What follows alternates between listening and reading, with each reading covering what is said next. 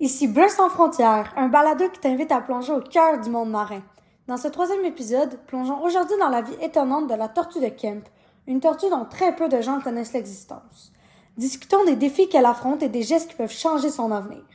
Ouvrez grand tes oreilles, l'océan a beaucoup d'histoires à raconter. La tortue de Kemp, aussi appelée Lepidoscelis kempi, est aujourd'hui reconnue comme la tortue marine la plus en danger au monde. Classée critiquement en danger, cette espèce fragile symbolise à elle seule l'urgence de protéger les océans et les espèces qui y vivent. Malgré les efforts de conservation, sa population demeure extrêmement faible, avec environ 8000 individus recensés à l'échelle mondiale. La tortue de Kemp est aussi la plus petite des tortues marines. Sa carapace atteint un maximum d'environ 75 cm et elle pèse en moyenne 100 livres. Sa morphologie est facilement reconnaissable. Sa carapace est presque circulaire, plus large que longue, avec une teinte grise-verte sur le dessus et jaunâtre en dessous. Sa bouche en forme de perroquet est particulièrement bien adaptée à son régime alimentaire de prédateur. Parlant de son alimentation, la tortue de Kemp est carnivore. Elle se nourrit surtout de crabes, mais peut aussi se nourrir de poissons, de méduses, de petits mollusques. Sa mâchoire puissante lui permet de briser facilement la carapace de ses proies, ce qui en fait une chasseuse efficace malgré sa petite taille. Cette tortue marine fréquente principalement les zones côtières, mais peut aussi s'aventurer dans les vastes océans. Son habitat s'étend du golfe du Mexique aux côtes des États-Unis jusqu'en Nouvelle-Écosse et même dans certaines parties de la Méditerranée. Elle est capable de plonger pendant environ 25 minutes, ce qui lui permet de chercher sa nourriture sur les fonds marins. La reproduction de cette espèce est particulièrement impressionnante et unique. Elle se fait selon un phénomène appelé arébada, au cours duquel des milliers de femelles se rassemblent sur une même plage pour pondre leurs œufs simultanément.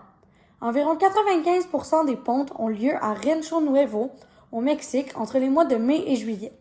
Chaque femelle peut pondre 3 fois par saison, déposant entre 90 et 110 œufs par ponte. L'incubation dure entre 50 et 60 jours et la température du sable joue un rôle crucial. Des températures plus froides favorisent la naissance de mâles, tandis que des températures plus chaudes produisent davantage de femelles. Les dangers sont nombreux, surtout pour les nouveau-nés. Les bébés tortues sont à la proie de crabes, mouettes, coyotes, ratons laveurs et sangliers sauvages. À l'âge adulte, leurs principaux prédateurs sont les requins, notamment les requins-tigres, ainsi que les humains, à cause de la pollution, de la pêche accidentelle et de la destruction des habitats.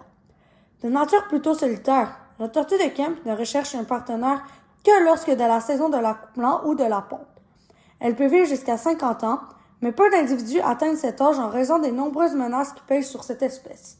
La survie de la tortue de Kemp dépend aujourd'hui directement des efforts de conservation. Protéger ses plages de ponte et réduire l'impact humain sur les océans font des actions essentielles pour éviter la disparition définitive de cette espèce emblématique. Les impacts humains représentent aujourd'hui la principale menace pour la survie de la tortue de Kemp, une espèce déjà classée critiquement en danger. Bien que ces tortues aient survécu pendant des millions d'années aux prédateurs naturels, elles peinent désormais à faire face aux activités humaines qui affectent presque toutes les étapes de leur vie, de l'œuf à l'adulte. L'un des impacts les plus graves est la collecte illégale des œufs. Sur plusieurs plages de ponte, les œufs sont encore volés pour être consommés ou vendus, malgré les lois de protection. Cette pratique réduit directement le nombre de nouveau-nés et empêche le renouvellement naturel de la population.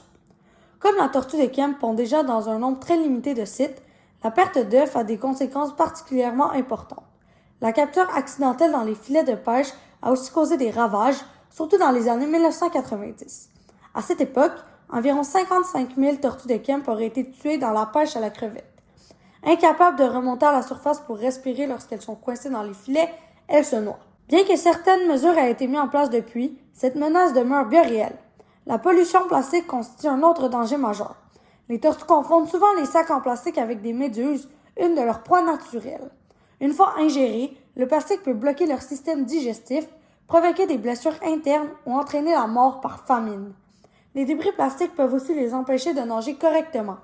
La destruction de l'habitat et le développement des côtes aggravent encore la situation. La construction de routes, d'hôtels, de stations balnéaires réduit le nombre de plages naturelles disponibles pour la ponte. Ces aménagements modifient le sable, la température et la tranquillité des lieux, rendant plusieurs plages inutilisables pour les tortues. Les changements climatiques ont également eu un impact direct. L'augmentation de la température du sable influence le sexe des bébés tortues, produisant un déséquilibre entre mâles et femelles. De plus, la montée du niveau de la mer et des tempêtes les plus fréquentes peuvent détruire les nids avant l'éclosion.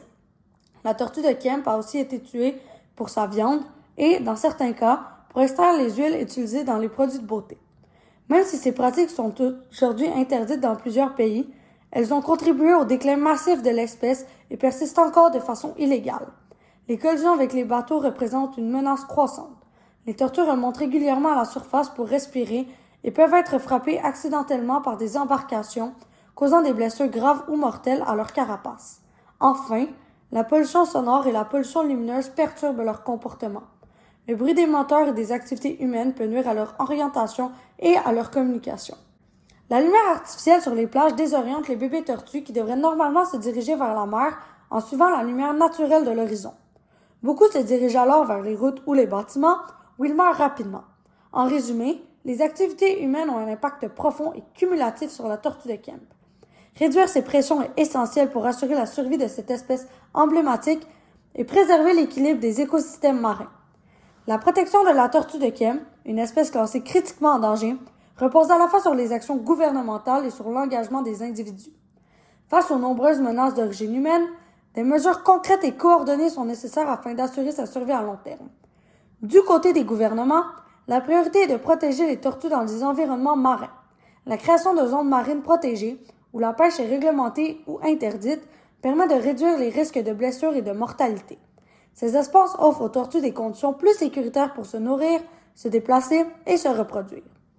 La protection des plages de nidification est également essentielle.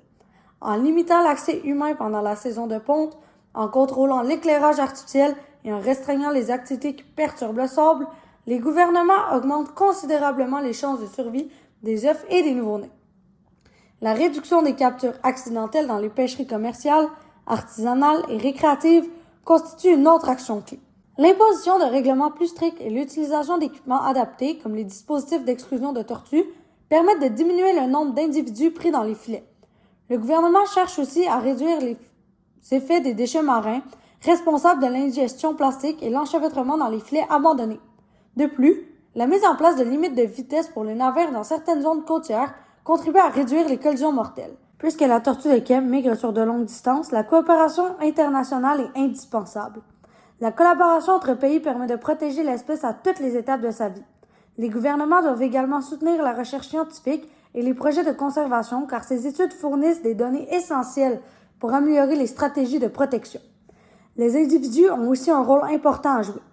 Réduire notre consommation de plastique aide directement à diminuer la pollution des océans. L'utilisation d'alternatives réutilisables, le recyclage et le soutien aux organisations de conservation, par des dons ou du bénévolat, contribuent à la protection de tortues et de leurs habitats.